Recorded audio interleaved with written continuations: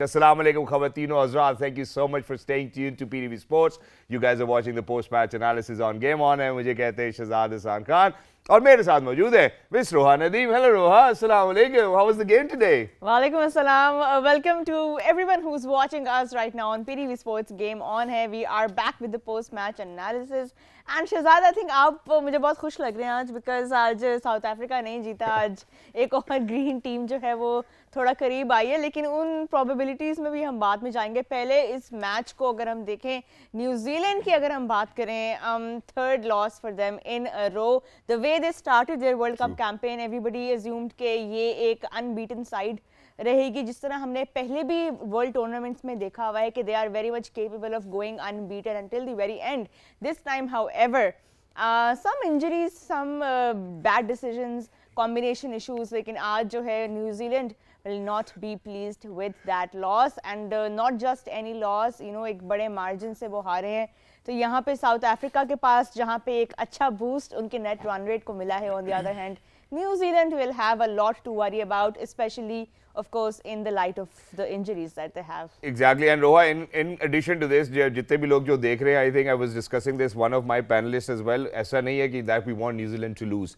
You know, as Pakistanis, I believe that our cricket team should actually win from the front as well. And then, God forbid, if New Zealand does not play well, well, that's certainly going to be in our court as well. So, ladies and gentlemen, without any further ado, where did they go wrong? And to talk about it, what the teams did great, may it be South Africa or New Zealand, let's introduce our wonderful panelists over here inside the studios. First up, the former Test cricketer himself, Mr. Basil Khan. Assalamualaikum, Basil bhai. How are you? Walaikum salam. Allah ka shukr. Thank you so much for joining us. Wonderful to have you over here. Alongside him, ladies and gentlemen, I'll be introducing somebody who's a left-arm quick. You know, for the left-arm quicks, I believe it's a higher responsibility, may it be from Pakistan or any other team. He happens to be Mr. Wahab Riaz. Assalamualaikum, Wahab bhai. How are you? Walaikum assalam. Theek thaak. Very natural I am, mashallah. Thank you so much for joining us.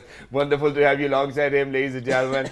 हमारी खुशनसीबी है कि हमारे पास Mr. Professor, Mr. Perfectionist, former skipper of Pakistan cricket team, Mohammad Hafiz मौजूद है. Assalamualaikum, Hafiz bhai. How are you?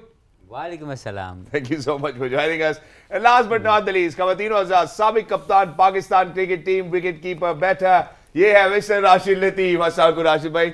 वालेकुम अस्सलाम. राशिद भाई, सबसे पहले बाजिल भाई के लिए तालियां बजाना चाहता हूं. एक दफा फिर मैं ये सबका क्रिकेटर की तरह कराते हैं जी. मैं कोई रेसलर हूँ सर, बात ये नहीं है. देखे, जब मैं आपका तारुफ कराता हूँ तो मुझे लगता है मेरे ऊपर भी ओनस है, जिम्मेदारी है एज अ स्टूडेंट. सबसे पहले बाजिल भाई के लिए तालियां. बड़ा सही चुना आपने, याद करवाया तो उसने ताली दी. ये चलता रहेगा. यार किसी हाल में तो बंदे को खुश होना चाहिए यार. बाजिल भाई, आज आपके लिए तालियां मैं और बजाना चाहूंगा. हो सकता है हमारी तालियों से खड़े हो गए जी. बाजिल भाई इधर खड़े हो, इस पे जिस तरह उसने खड़ा I हो. think that'll be stretching it too far. बाजिल भाई, your take on today's game. South Africa जैसे भी जब भी बैटिंग पहले करती है तो डिफरेंट, उनकी बैटिंग डिफरेंट ही है जब बैटिंग पहले करती है और जब बैटिंग सेकंड करती है. न्यूजीलैंड जो बॉलिंग उनकी आज काफ़ी, मतलब ऐसे नहीं लग रहा था कि वो आउट करेंगे. कमेंटेटर भी ये बात कि शायद साउथ अफ्रीका ज़्यादा तेज़ खेल सकता है, ये डिस्कशन हो रही थी. ये डिस्कशन कभी भी नहीं हुई कि न्यूजीलैंड इनको आउट कर सकेगी. और वो देखा कि सवाए बोल्ट के कोई बॉलर किसी भी टाइम ऐसे नहीं लगा कि कोई प्रेशर एग्जर्ट करेगा या आउट करेगा. तो एक ये इशू अब उनको नज़र आया होगा. ज़ाहिर काफ़ी इंजरीज हैं, बट उनकी बॉलिंग आज काफ़ी हद तक एक्सपोज हुई है. लॉकी फर्गसन नहीं था तो वो एक ही किस्म के सारे बॉलर थे. बोल्ट ने बहुत अच्छी बॉलिंग की, बट उसके अलावा सारे पहले 50 ओवर में आप जिस वक्त मर्जी मैच देखें या सुने या रेडियो पे सुने या कमेंट्री सुने या जब भी, तो ये डिस्कशन कभी भी नहीं हुई कि जी ये ब्रेक थ्रूज लेके अभी 3-4 आउट हो जाएंगे या लग रहा है कि अभी आउट कर जाएंगे. ये डिस्कशन ज़रूर हुई है कि शायद कंट्रोल किया हुआ है, शायद ये अभी रोक लें, शायद ये रोक लें, लेकिन ऐसा नहीं हुआ. तो वो थोड़ा अलार्मिंग न्यूजीलैंड के लिए ये है कि बॉलिंग उनकी आज जो लगी कि ब्रेक थ्रूज नहीं रहे, वो जो पोटेंसी थी वो नहीं नजर आई. Exactly, which is why let's take a quick look, you know, for all our viewers who are out there as well, you know, to give you a quick review, ladies and gentlemen, let's take a good look at the match summary, where South Africa was venomous today against New Zealand. The kind of dictation they made on the field was something which New Zealand certainly looked under power. But ladies and gentlemen, let's take a good look over here. Quinton de Kock once again with another century. It's his 4th century in this World Cup, 114 of 116 as well. Bavuma certainly needs to think about whether he only wants to be a skipper or he rather wants to contribute as a player. Van der Dusen coming down, player of the match himself, 133. What a wonderful knock. So at 42nd over, 43rd over, they were somewhat around 250, 260, and in next 7 overs, they contributed another 100. Well, that's something we're talking about when we talk about power hitting over here. Moving on towards New Zealand, certainly didn't stand a chance in any sort of batting. It was only Phillips down the order who contributed, but there was no use since it was Tail alongside him in the partnership. But looking at the bowling, where Bazil Khan has actually mentioned rightfully that New Zealand literally looked off the mark. They were off the line, couldn't really get anything. But look at the figures from South African bowlers. May it be Maharaj, may it be Jensen, may it be Koidze, everybody contributing to the most. But today, the name of the game is taken by South Africa, winning by 190 runs. Wow, wonderful. Well, let's look at the impact of that game on the points table. ये जो chart है, ये अब moving forward in this World Cup is going to get more and more important with each passing game. So after today's win, South Africa are at the top of the table. 7 games, won 6 out of those 7 games. सिर्फ अपना ये एक match हारे हैं अभी तक, और वो मैच नेदरलैंड से. यहाँ पे एक बड़ी इंटरेस्टिंग स्ट्रीक भी है, उसके बारे में भी बात करेंगे. बट खैर आज की जीत के बाद जी पॉइंट्स टेबल पे 12 पॉइंट्स के साथ south Africa eight the top. Look at that net run rate, looking so healthy, so secure. 2.290 ये run rate है इस वक्त साउथ अफ्रीका का. On the other hand, New Zealand are at number 4. ये 7 में से अपने 4 मैचेस जीते हैं, 3 हारे हैं, और ये 3 in a row हारे हैं. तो last 3 games New Zealand have lost, which is why they are now only with 8 points at the points table. और उनका net run rate जो है आज के लॉस के बाद थोड़ा सा इफेक्ट ज़रूर हुआ है. Anyway, this is what the situation looks like as of now. But Rashid sir, आपकी तरफ आऊँगी. नेट रन रेट की आज बहुत बात हो रही है. इस लॉस के बाद न्यूजीलैंड जो है थोड़ा डिस्टर्ब ज़रूर होंगे, बिकॉज 4 मैचेस कंटिन्यूस हारे हैं.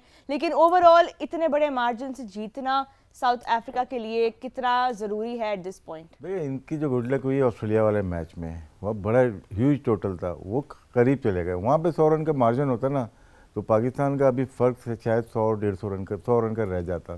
लेकिन अभी भी पाकिस्तान अच्छे मार्जिन से पाकिस्तान को जीतना भी ज़रूरी है. हम लोग हर कोई एज ए पाकिस्तानी यही बोलता है कि नेट रन रेट पे मैच भी तो जीतना है. हम लोग बहुत फॉरवर्ड चल रहे हैं सर. लेकिन आज के मैच की बात करें, जैसे 3 लगातार मैचेस ये लोग हारे हैं न्यूजीलैंड के, और पाकिस्तान का जो अहम मैच था वो साउथ अफ्रीका वाला है.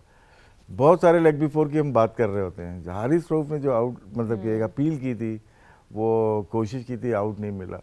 वो ऐसा डिसीजन था जो कि वर्ल्ड कप की पोजीशन को चेंज करता है.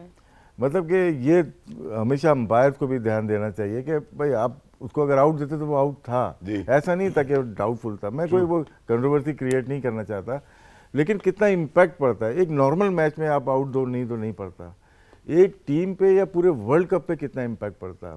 वो 2 पॉइंट लेके पाकिस्तान बहुत हैवी आना था पाकिस्तान. खैर वो नहीं हुआ, लेकिन अभी भी स्टिल पाकिस्तान के पास चांस है. नेक्स्ट मैच अगर हम जीतते हैं, बाकी दूसरी टीम पे छोड़ना पड़ेगा आपको. हमेशा हमारी हिस्ट्री है कि दूसरी टीम पे छोड़ना पड़ता है.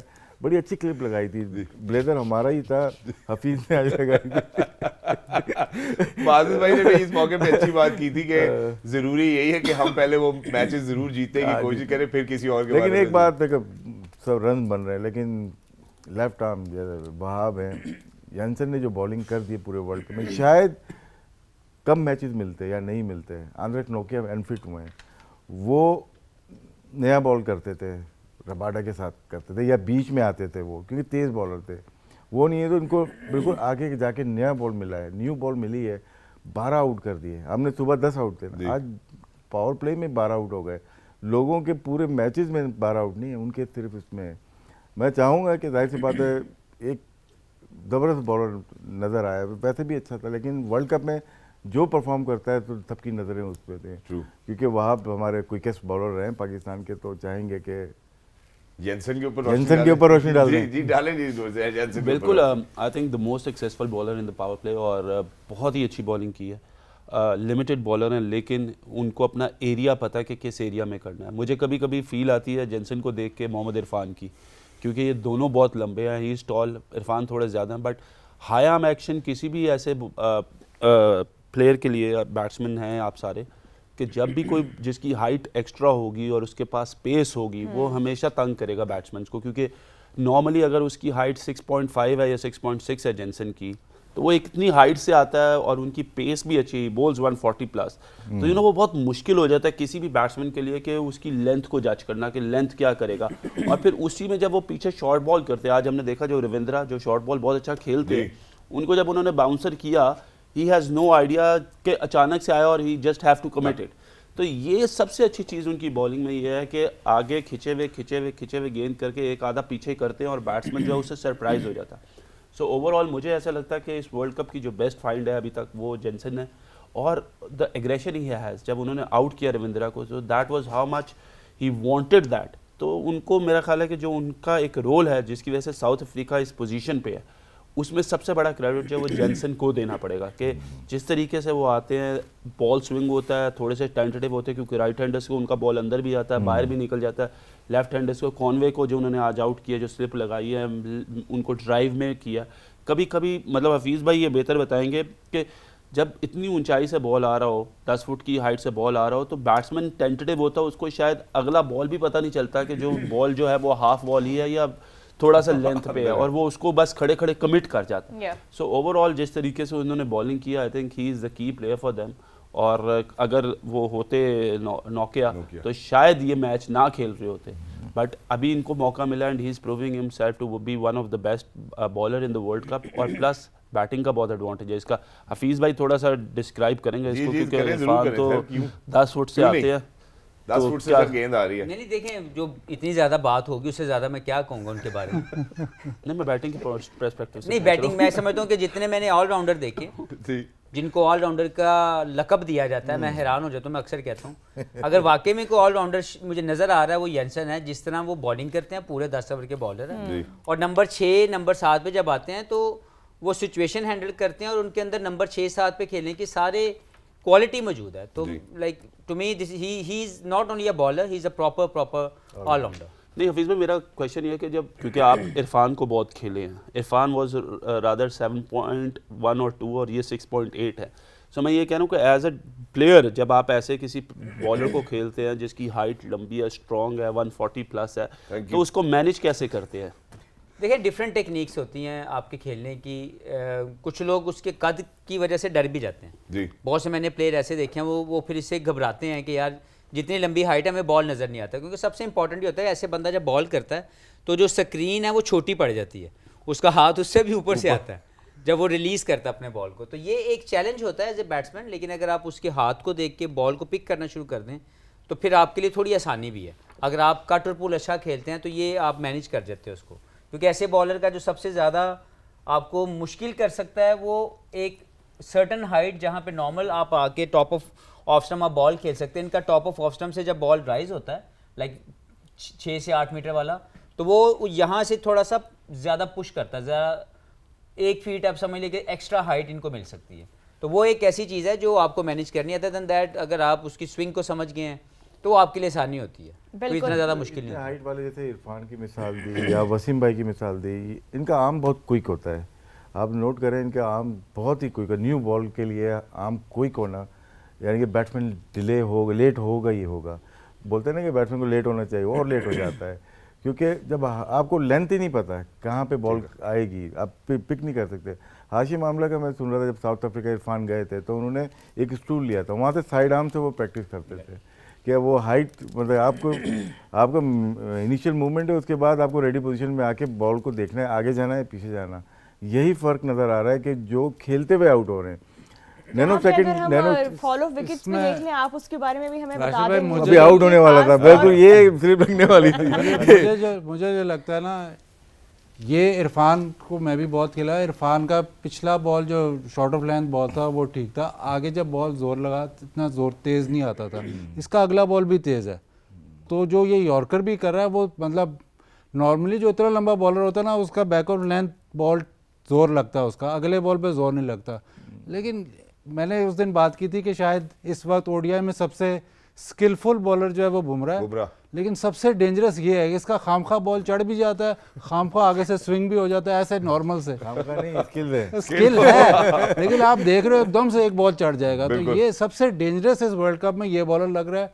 स्किल वाइज वह बुमराह बहुत अच्छा है, बट इसका कुछ पता नहीं चलता कि जैसे पहला मैच था फॉर इंस्टेंस, इसको 70 स्कोर हुआ था, लेकिन जो इसने 2 आउट किए थे ना आउटस्टैंडिंग, एक बॉल अंदर आ गया ठक करके विकेटों में, दूसरा ऐसे स्लिप लगा दी, तो जो आउट करता है ना वो बंदा देखता है दोबारा कि यार इसने ये कैसे, आज कॉनवे को आउट किया, वो भी खामखा ऐसे बॉल चढ़ गया सामने से। Well, let's take a look at the New Zealand fall of wickets, especially Rashid sir की जो आखिरी 4 विकेट्स गिरी हैं। ब्रेक हो रहा होगा तो किस लेवल पे मैंने किस पेस से बॉल करना है, और अगर नहीं हो रहा तो मैंने किस लेंथ पे बॉल करके अपने आप ने 10 ओवर निकालने।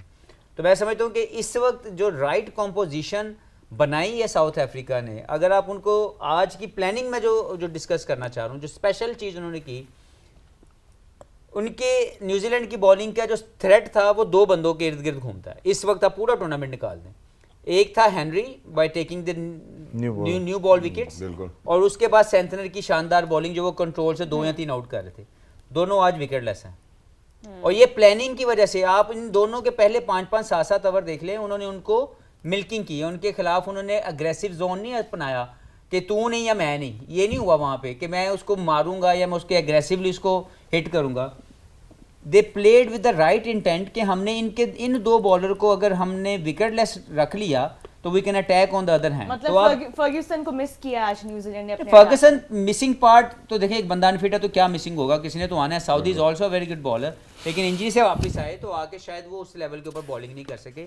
लेकिन जो इंपॉर्टेंट चीज़ है, इनके पहले 25 ओवर आप देखिए जिसमें सेंटनर के 5-7 ओवर हो गए और हेनरी के 5 ओवर हो गए। इन लोगों ने उन दोनों को राइट एटीट्यूड के साथ बारी लेके वॉन्डर डूसन ने और क्विंटन डी कॉक ने पहले उनके ओवरों को नल किया कि उनका जो इम्पैक्ट होने वाला जोन है वो जब वो किया है, फिर 25 ओवर के बाद जो एक्सेलरेशन है, वी ऑल नो, जैसे बीके भाई हमेशा बात करते हैं, और यही है मॉडर्न डे क्रिकेट कि आपका वो प्लेयर जिसने बारी लेनी है उसने बाद में फिनिशर भी बनना है। बिल्कुल। तो आप देखें कि डी कॉक और वॉन्डर डूसन जब वो सेटल हो गए, उन्होंने उस जोन से अपनी टीम को निकाला, वो फाउंडेशन दी, तो फिर बाद में वो अग्रेसर के तौर पर भी खेले, तो वही पावर हिटर बन गए आपके।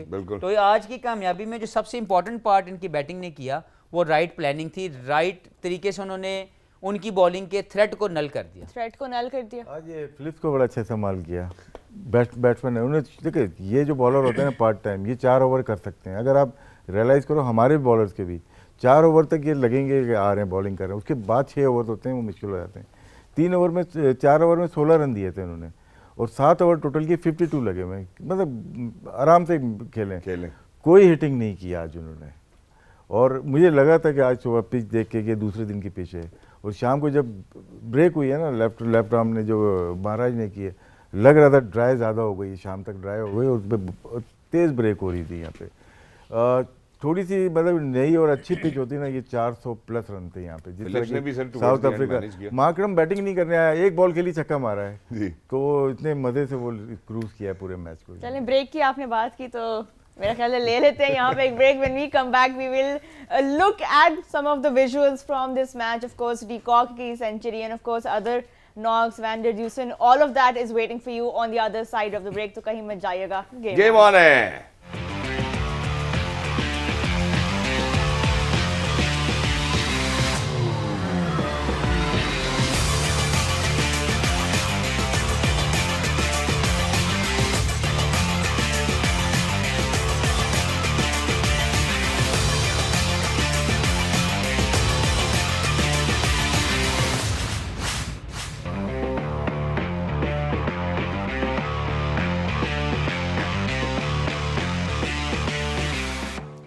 Welcome back to Game On. We're talking about this big contest, the Clash of the Titans we called it. But जिस तरह ये मैच एंड हुआ, जिस मार्जिन से साउथ अफ्रीका जीता, आई डोंट थिंक कि ये एप्लीकेबल होगा any more. But we were talking about the strengths that were displayed by South Africa. उसी के बारे में मज़ीद भी बात करते हैं. Shahzad, what do you think stood out the most in this match? अगर हम player performances की बात करें, क्या लगता है कि सबसे इम्पैक्टफुल आपकी नज़र में कौन वो रहा? अगर प्लेयर परफॉर्मेंस की बात करनी है तो ऑब्वियसली मैं यहाँ पे बाजी भाई की दूर अंदेशी को ज़रूर सलाम पेश करना चाहूँगा, बल्कि 21 तोपों की सलामी देना चाहूँगा कि आज सुबह में आपने कह दिया था कि वैन डर डूसर जो है प्लेयर ऑफ द मैच होंगे, and the kind of character he's showed on the pitch is something which is commendable, and it needs to be talked about as well.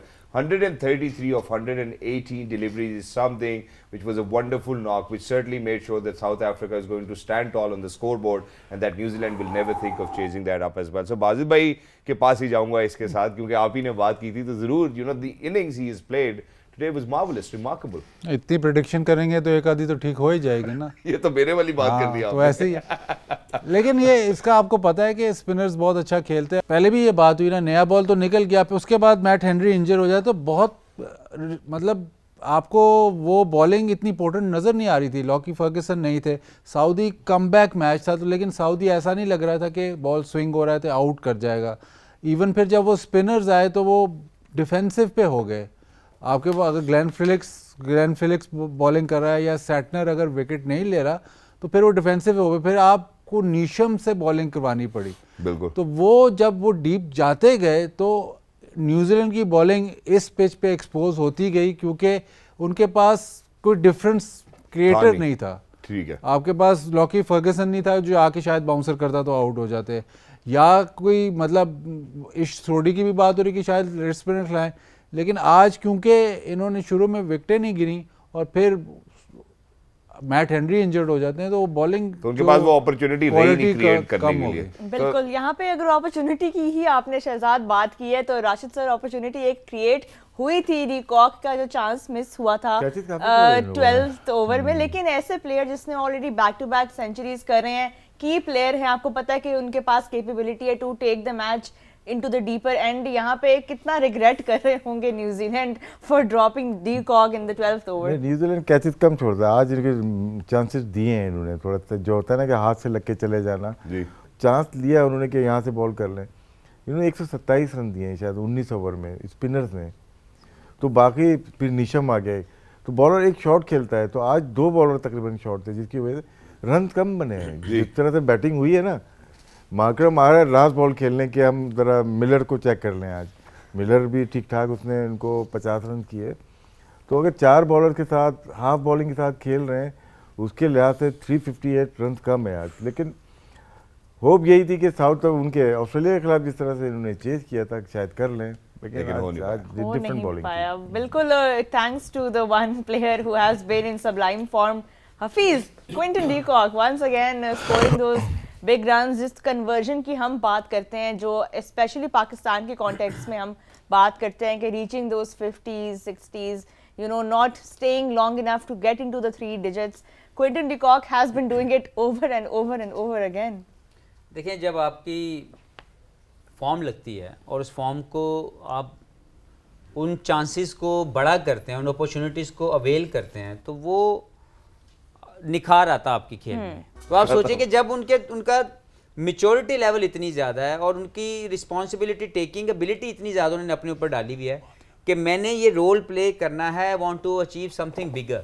इसलिए मुझे लगता है कि प्लेयर तो हमेशा अच्छे थे, लेकिन इस टूर्नामेंट में जो रिस्पॉन्सिबिलिटी फैक्टर ये लेके खेल रहे हैं दैट इज स्पेशल। इसलिए हर अपोजिशन, हर मैच, हर किस्म के अटैक हर के किस्म खिलाफ की उन्होंने ये कुछ किया। भी आ रहा है उनके सामने, बस शहजाद रह गया बॉलिंग करने वाला बाकी हर बॉलिंग के खिलाफ उन्होंने स्कोर मेरी हाइट से आती ball convincingly Quinton de Kock ने इस बार एक अपनी मुझे फॉर्म जो है वो बात याद आ गई, अभी आमद हुई है एक बात। जी, जी। इसमें क्विंटन डी कॉक ने हम नज़र आ रहा है उसने 400 किए हैं, ये इसका आखिरी ओडीआई है, मतलब टूर्नामेंट है।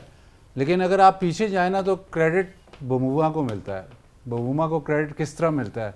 क्विंटन डी कॉक यूएई में जो T20 वर्ल्ड कप होता है वहाँ बहुत बड़ा केस हो गया था, इसने वो ब्लैक लाइव्स मैटर में इसने नील ने वो नहीं की थी, लेकिन बबूमा ने वो बहुत अच्छा हैंडल किया था। वो ऐसी सिचुएशन थी कि वहाँ पे सारी टीम उसके खिलाफ हो सकती थी जी। क्विंटन, वो बहुत बड़ी एक बहुत बड़ा मसला खड़ा हुआ था, सारी टीम उसके खिलाफ हो सकती थी। क्विंटन डी कॉक को आइसोलेट किया जा सकता और मतलब उसमें कोई क्वेश्चन ना करता कि क्यों किया है, क्योंकि वो एट फॉल्ट था। लेकिन बबूमा ने उस वक्त इसको इस पे बात नहीं आने दी, उसने डिफ्लेक्ट किया सारा कुछ, हैंडल किया, ये उसको बहुत बड़ा क्रेडिट जाता है, क्योंकि उस केस में बहुत सेंसिटिव केस था वो, और हम सारे जो उधर थे और बल्कि जो भी उधर इन्वॉल्व थे वो कह रहे थे कि इसने ये क्या बेवकूफ़ी की है, ये बहुत, साउथ अफ्रीका जैसी सेंसिटिव उस कंट्री के लिए ये बहुत बड़ी गलती है। लेकिन अब नजर आ रहा है क्विंटन डिकॉक ने 400 कर लिए हैं, बवूमा को कोई याद नहीं कर रहा, लेकिन बवूमा एज कैप्टन उसके पीछे खड़ा रहा, उसने वो मैटर हल किया, हल की तरफ गया और फिर वो दोबारा भी खेला। लेकिन शायद वो ऐसा वक्त था कि शायद ये आपको स्टेज नजर ही ना आती। लेकिन मैं एक बात करता हूँ, मुझे लगता है इसलिए बवूमा आज तक खेल रहा है। आईसीसी बवूमा अच्छा कैप्टन जरूर है, आईसीसी ने खत्म कर दिया वो, कि आप कोई नील डाउन नहीं करेगा। नहीं। जी, फुटबॉल में होता है अभी। इनका एक और प्रोग्रेस की अच्छा खेलने की वजह एक और हो सकती है, क्योंकि इनका कैरियर एंड है बिल्कुल।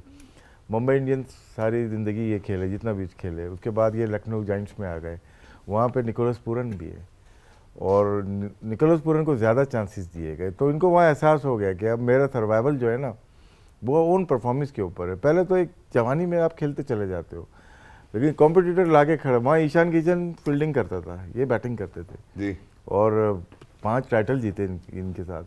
अब यहाँ पे नई फ्रेंचाइज के साथ अगर आप बाहर बैठोगे और वो फिर ऐसा प्लेयर बाहर बैठे तो फिर तो शायद ये भी एक फैक्टर हो सकता है कि अब मैं इस वर्ल्ड कप में जाऊँगा, तो वैसे भी ये ज़्यादा तो खेलने वाले हैं नहीं और फ्रेंचाइज क्रिकेट ही खेलेंगे, तो इसलिए शायद मे भी इनका माइंड चेंज हुआ। उसके बाद फ्रेंचाइज क्रिकेट और अब अच्छी चांस है कि अब परफॉर्मेंस कर But we do- हालांकि we would definitely 21 सेंचुरियां हो गई शायद इनकी। would love to see a lot more of Quinton de Kock. यहाँ पे we're going for a short and sweet break, and when we come back we will talk about Callum Miller. कहीं मत जाइएगा, game on है।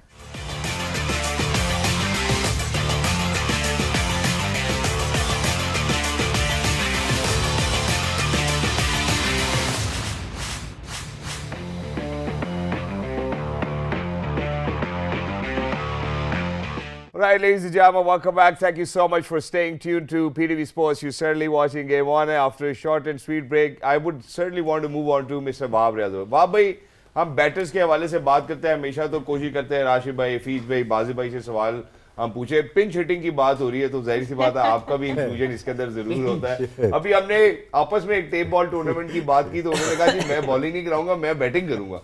तो मैं killer Miller के हवाले से आपसे बात करना चाहता हूं कि एक तो जब हम ऑपोजिशन की बात करते हैं, क्यों नहीं ट्रबल कर सकी किलर मिलर को और डेविड मिलर को, हम जितनी भी उनकी बात करते हैं उनको ऐसे ही लगता है कि वो अनफॉर्मिडेबल हैं, वो इनविंसिबल नहीं है, वो जब भी खड़े होंगे तो he is going to create that impact. सबसे पहले आपके सामने विजुअल्स रखूंगा, फिर चाहूंगा कि एज अ पिंच हिटर आप बताएं। इन्होंने अपनी गेम को बहुत ज़्यादा इम्प्रूव करना शुरू किया और इम्प्रूव इन्होंने इस तरीके से करना शुरू किया कि he believed in himself and he started to take on the bowlers. और प्रैक्टिस शायद उन्होंने ऐसी की है कि अगर अब आप देखें तो उनका जो एक स्टांस है जिसकी हमेशा हफीज़ भाई बात करते हैं कि जी स्टांस बहुत स्टिल है, बड़ा पावरफुल स्टांस है, तो उधर ये खड़े रहते हैं and then he waits for the ball और जिस जगह पे बॉल आता है he tries to hit mostly over there. ज़्यादा क्रॉस बैटेड शॉट्स नहीं खेले। अगर आज भी आप देखें तो शॉर्ट बॉल को उधर ही खेला गया जिधर खेलने की ज़रूरत थी। जो बॉल टांग पे दिया उनको फ्लिक किया, जो बॉल थोड़ा सा ऑफ स्टंप के बाहर है उसको स्पिनर हो या फास्ट बॉलर हो इन्होंने ऊपर से ऑफ स्टंप के ऊपर से मारना शुरू किया।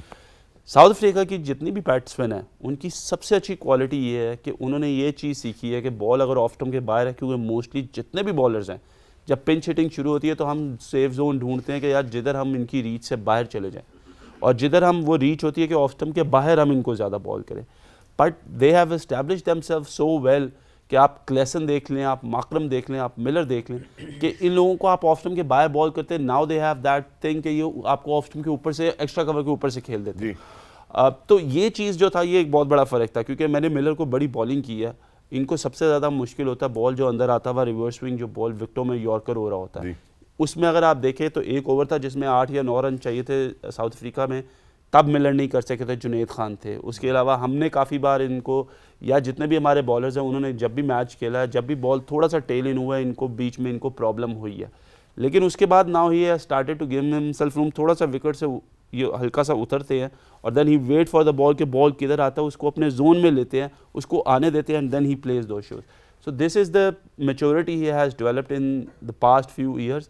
क्योंकि उससे पहले मैंने मिलर को कभी इतना कंसिस्टेंट नहीं देखा। और आज भी राशिद भाई कह रहे थे कि उसको शायद ऊपर भेज दिया चेक करने के लिए। मुझे ऐसा लगता है कि क्लेसन और Markram when it comes to a pinch hitting या पावर हिटिंग, वहाँ पे जो है वो Miller is the most destructive batsman. Miller is the most destructive batsman. यहाँ पे एक बात करना चाहता हूँ, फिर इस मैच के हवाले से गुफ्तगू बंद करते हैं। बाजिद भाई, मैं सबकी टेक लेना चाहूँगा। हमने राशिद भाई ने भी पहले बात की थी कि कुछ टीम्स की जैसे ही टूर्नामेंट ऑन होता है तो अच्छी फॉर्म लगती है, but going deeper into the tournament हम देखते हैं कि फॉर्म डिटीरियोरेट होती है। अनफॉर्चुनेटली न्यूजीलैंड के लिए ये लम्हा फिक्रिया ज़रूर है, उनकी फॉर्म डिटीरियोरेट होती नज़र आ रही है। और शायद हो सकता है कि अगर ये इसी तरह खेलते चले गए तो शायद वो नॉकआउट स्टेज का ना हिस्सा बन सके। आपको क्या लगता है कि now for New Zealand to be at such a state, what do they need to do to gather themselves and come back stronger? नहीं, न्यूजीलैंड वापस तो स्ट्रांग ही आती है। इस वक्त उनको इश्यू हो रहा है कि उनके प्लेयर ही फिट नहीं रह रहे। अब आज तो ऐसे हो गया था एक स्टेज पे कि उनके पास 11 फील्डर नहीं पूरे हो रहे थे। बिल्कुल। तो वो प्रॉब्लम तो है। अब हेनरी अगर इनका अनफिट हो जाता है तो उनकी बॉलिंग में प्रॉब्लम है। सऊदी अभी आया है वापस, आई डोंट थिंक सऊदी इतना पोटेंट है जितना हेनरी जिस तरह की बॉलिंग कर रहा था। नीशम भी जब आए बैटिंग करने, he did not look like he was fit. Neesham के बॉल लगा है, नीशम भी अनफिट है, केन विलियमसन वैसे ही नहीं खेल रहे। तो प्रॉब्लम इनको अब डेप्थ में प्रॉब्लम ज़रूर हो रहा है। अब बॉलिंग का ज़्यादा इशू हो गया है कि अगर लॉकी फर्गसन नहीं खेलते तो फिर बॉलिंग का इशू अब नज़र आने लग गया है। हफीज़ ने बात की थी कि हेनरी और सैटनर, तो जिस दिन हेनरी तो आज अनफिट हो गया, जिस दिन सैटनर बॉलिंग नहीं सही करेगा तो फिर किसके पास जाएंगे, वो अब इनको इशू नज़र आ रहा है। अब प्रॉब्लम यह है कि अब जो मैचेस रह गए हैं वो जीतने वाले हैं। अब जो केन विलियमसन को वापस आना पड़ेगा और इनको वो देखना पड़ेगा कि अब इन्होंने बॉलिंग क्या खिलानी है। आज मैं वैसे भी देख रहा था, जो सोशल मीडिया पे आ रहा था कि Kane Williamson is not fit for this match today.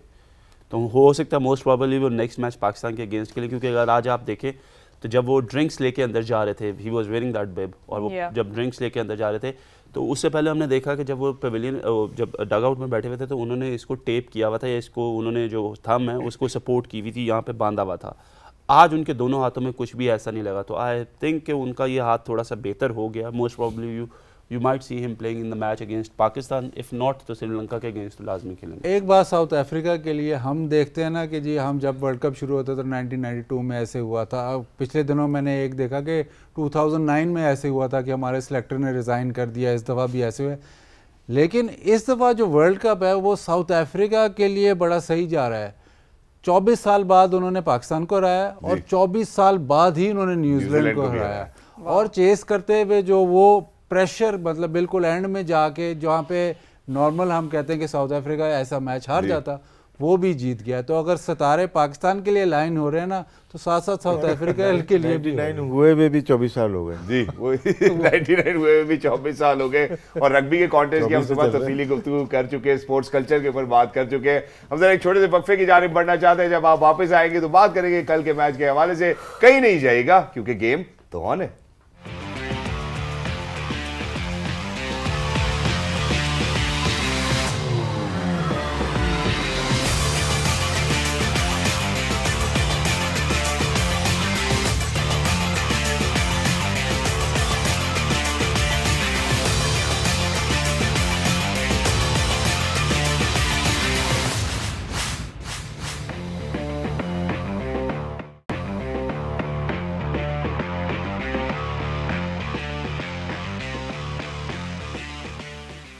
Welcome back to game on है। We were talking about South Africa and New Zealand. आज का मैच एक अच्छे मार्जिन से साउथ अफ्रीका ने रैप अप किया। They are now at the top of the points table. Meanwhile New Zealand have some things to worry about. अब उन्होंने back to back matches हारे हैं, तो यहाँ पे they will have some of those issues to deal with along with some injuries.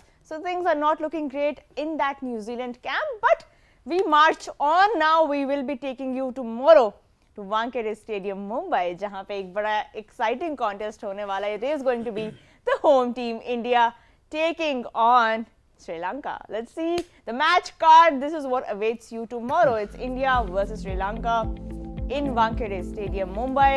सब ये कह रहे हैं कि थोड़ा सा one-sided होगा match. Let's see, because Sri Lanka is definitely that team that can surprise you. और हमने इस टूर्नामेंट में देखा भी है कि despite not having their top players जो फिटनेस इश्यूज, उनके इंजरी इश्यूज चल रहे हैं, उसके बावजूद श्रीलंका ने एक प्रॉमिस शो किया है। तो एक अच्छा मैच होगा कल इन वानखेड़े स्टेडियम मुंबई, और रेस्ट अश्योर्ड ये एक फुल पैक्ड स्टेडियम के अंदर खेला जाएगा, जिस तरह का क्राउड सपोर्ट हम देखते हैं इंडिया गेम्स में।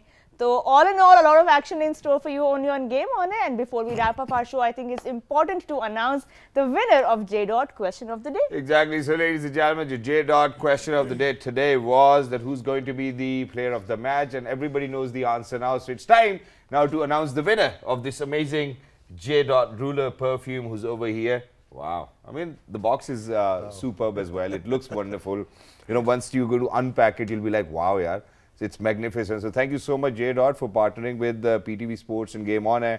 It's wonderful, you know, you're everywhere, I think. So ladies and gentlemen, the winner of the J. Question of the day happens to be from Rawalpindi, Pindi boy, Mr. Haris. Haris, congratulations to you on guessing it right as well. You know, so BK भाई की बात आपने सुनी और मेरा ख्याल है उसकी वजह से आज आप ये J. Ruler perfume जीत चुके हैं। बड़ा जरूरी है, सर्दी हो या गर्मी, इसको जरूर लगाएं। You will going to enjoy it. Everybody is going to ask you as सर्दी well. तो अब रावलपिंडी में भी होगी क्योंकि बारिश हो रही है, और थोड़ा सा जो मौसम है वो भी अब टेम्परेचर थोड़ा ड्रॉप होता हुआ नजर आ रहा है। बट एनीवे, आज का शो यहाँ पे रैप अप करते हैं, बिकॉज कल हम फिर से आएंगे in the morning with all the in depth analysis before the game in Mumbai. So gentleman, thank you so much for joining us on game on है, and we will all regroup in the morning. आप सब अपना बहुत ख्याल रखिए, enjoy the world cup action, and we will be back in the morning for the pre match show. Game on है। Game On है।